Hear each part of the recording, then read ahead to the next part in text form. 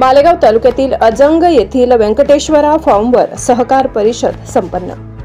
शेतकऱ्यांच्या सर्वांगीण विकासासाठी केंद्र शासन कटिबद्ध आहे। सहकारात उलट शेतकऱ्यांच्या उन्नतीचा मार्ग समृद्ध होऊन देशातील शेतकरी आत्मनिर्भर होईल।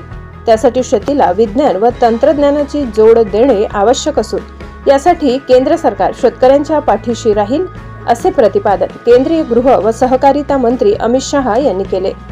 अजंग तालुका मालेगाव जिल्हा नाशिक येथे Venkateshwara cooperative power and agro प्रोसेसिंगच्या माध्यमातून आयोजित सहकार परिषदेत केंद्रीय मंत्री श्री शहा बोलत होते। यावेळी केंद्रीय सहकार व नागरी उड्डाण राज्यमंत्री मुरलीधर मोहोळ, राज्याचे उपमुख्यमंत्री एकनाथ शिंदे, महसूल मंत्री चंद्रशेखर बावनकुळे, जलसंपदा, विदर्भ, तापी खोरे व कोकण विकास महामंडळ, आपत्ती व्यवस्थापन मंत्री गिरीश महाजन, पणन व राजशिष्टाचार मंत्री जयकुमार रावल, शालेय शिक्षण मंत्री दादाजी भुसे, अन्न व औषध प्रशासन मंत्री नरहरी झिरवाळ, आमदार छगन भुजबळ, आमदार दिलीप बोरसे, माजी मंत्री डॉक्टर सुभाष भामरे, डॉक्टर भारती पवार, माजी खासदार डॉक्टर विकास महात्मे, महामंडलेश्वर स्वामी, संविदानंद सरस्वती आदी उपस्थित होते। यावेळी केंद्रीय मंत्री श्री शहा यांच्या हस्ते माती परीक्षण प्रयोगशाळेचे उद्घाटन करण्यात आले।